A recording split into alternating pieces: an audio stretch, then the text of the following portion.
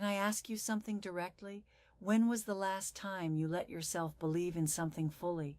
Not cautiously, not with the mental footnote already written about what you'll do if it doesn't work out, not with the part of you that has been burned before quietly managing the volume of the hope before it gets too large, too exposed, too real, not with the safety clause already built in.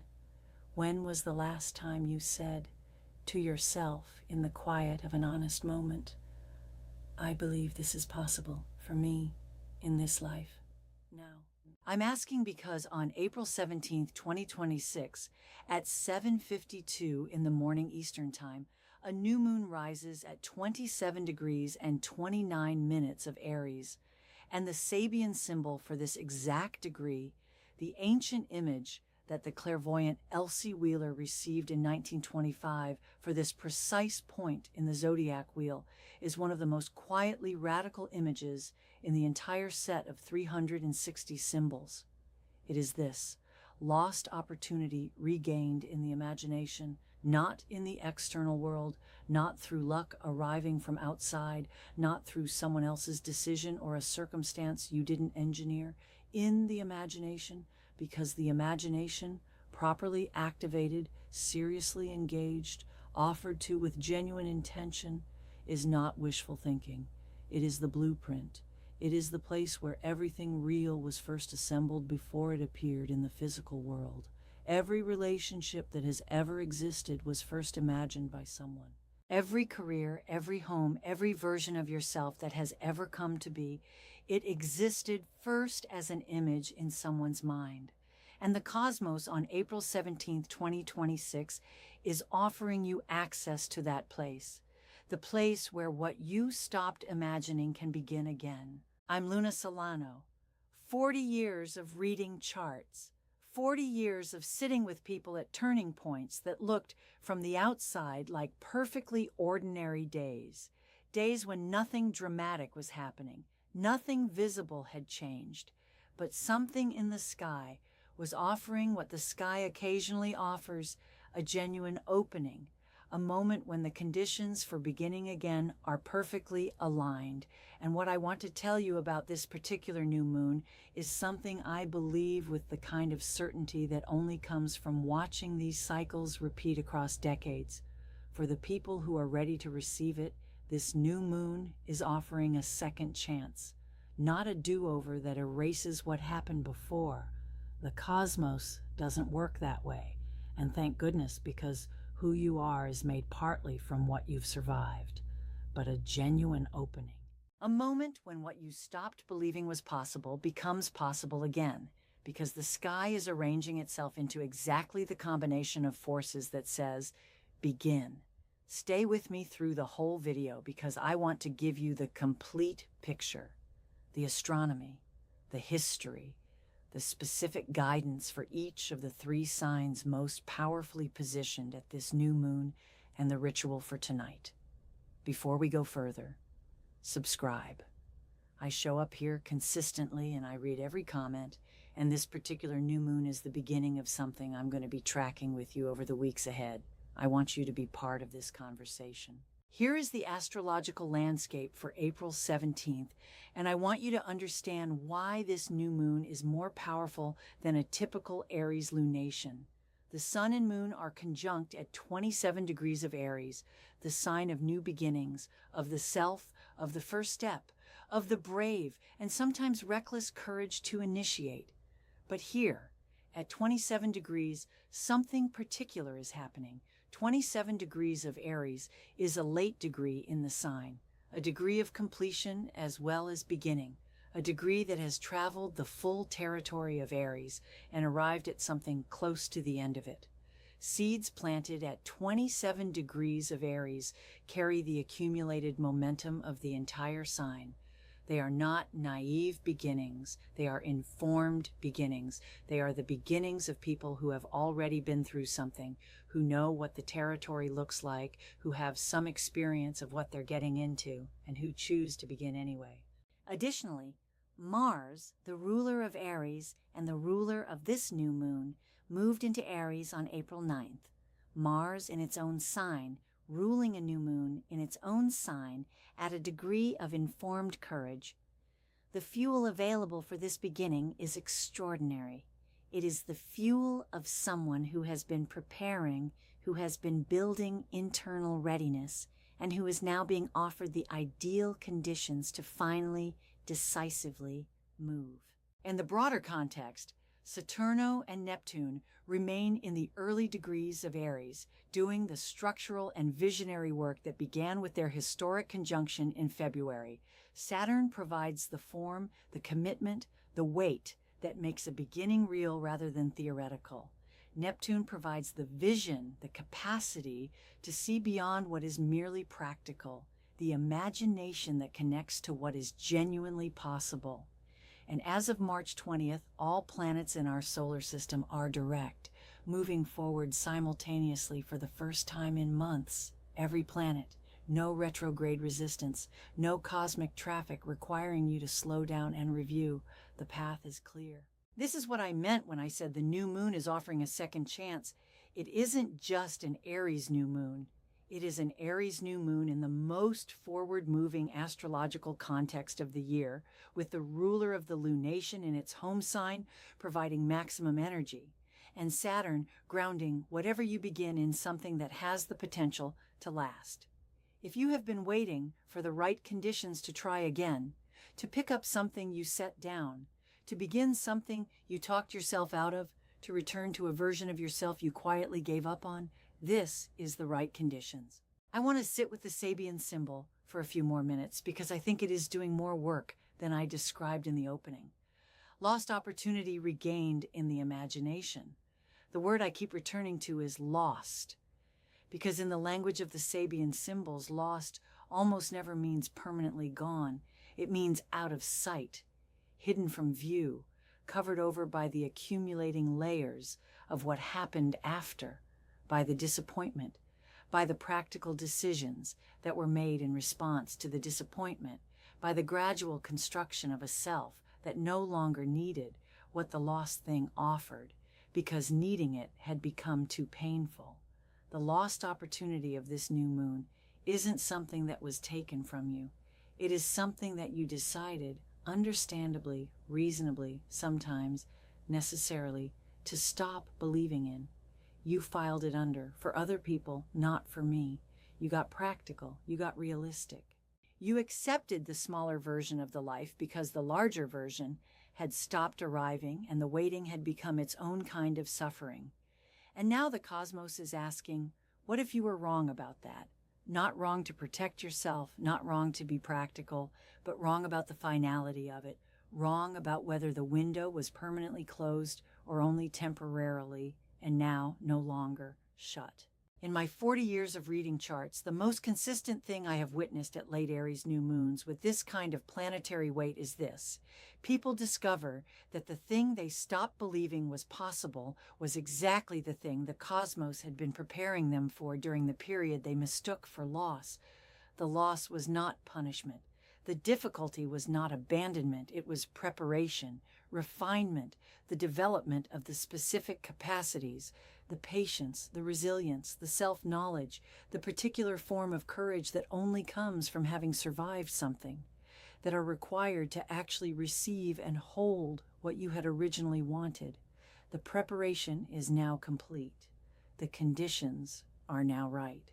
April 17th, 2026 is the new moon that arrives to say, the window isn't closed. It was never closed. It was preparing. Now I want to speak directly to the 3 signs most powerfully positioned at this new moon. Please check your rising sign as well as your sun sign. If you are an Aries, this new moon is in your first house, your house of self, identity, the body you live in, and the way you meet the world at its threshold. And I want to ask you something specific.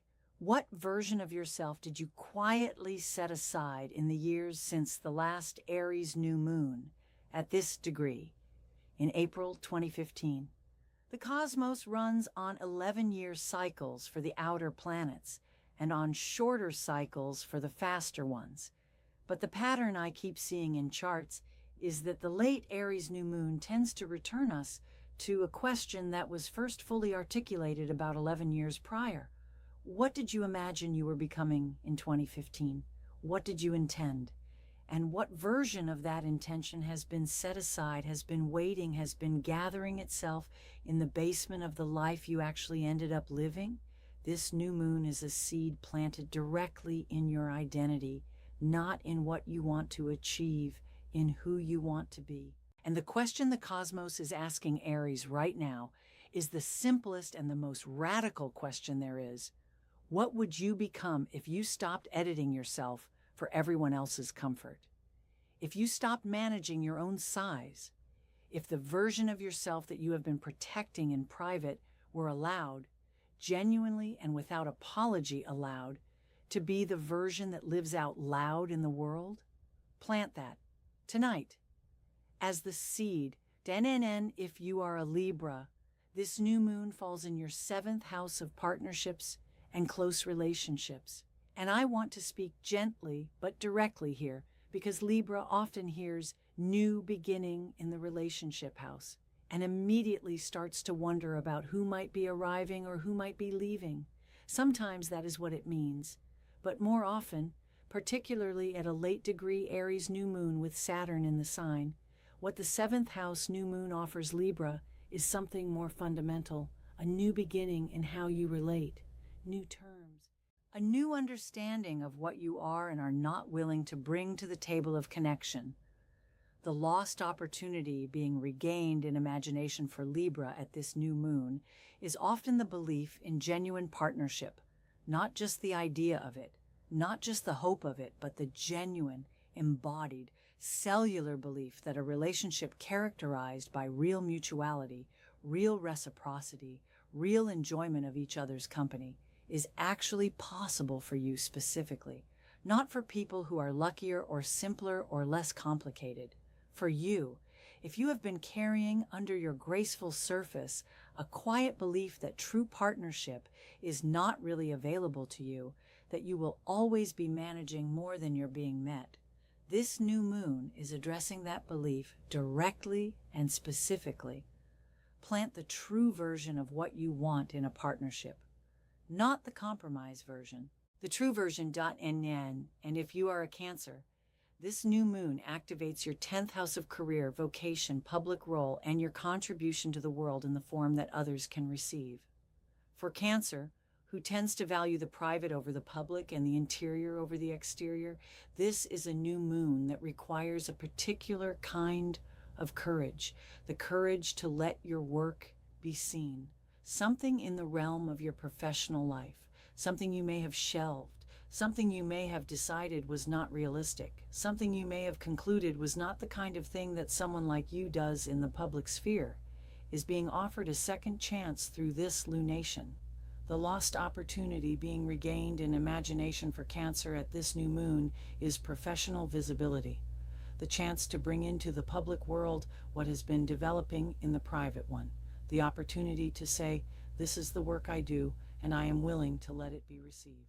That is not an easy thing for Cancer to say, but the Aries new moon in the 10th house with Mars and Aries providing the fuel is offering Cancer exactly the burst of forward momentum that this visibility requires. Use it. Here is what I recommend for today, April 17th. And I want this to be simple because the Aries new moon at 27 degrees doesn't want a complicated ceremony. It wants a real act, a genuine, honest, grounded act that says, I'm beginning. Before midnight on April 17th, or as close to the new moon's exact time as possible, 7:52 in the morning Eastern, find 10 minutes alone. Genuinely alone. Phones down, notifications off, a closed door, sit somewhere comfortable, and ask yourself one question with complete honesty. If I hadn't decided it wasn't possible, what would I be working toward right now? Don't begin the answer with, well, it's complicated, or I know this sounds unrealistic, but just what would I be working toward? Let the first, most honest answer come. Don't edit it. Don't manage it. Don't immediately begin generating the reasons why it probably won't work. Just, what is it? Write it down. One sentence. That is your new moon seed.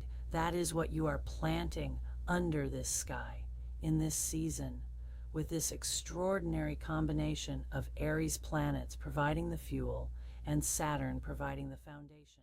Then, and this is the critical part, take one small action in the direction of what you wrote before the new moon energy cools. Not the whole thing, not the complete and daunting version of the thing. One action. Make one call you've been putting off. Write the first paragraph of the thing you've been circling. Tell one specific person what you're beginning.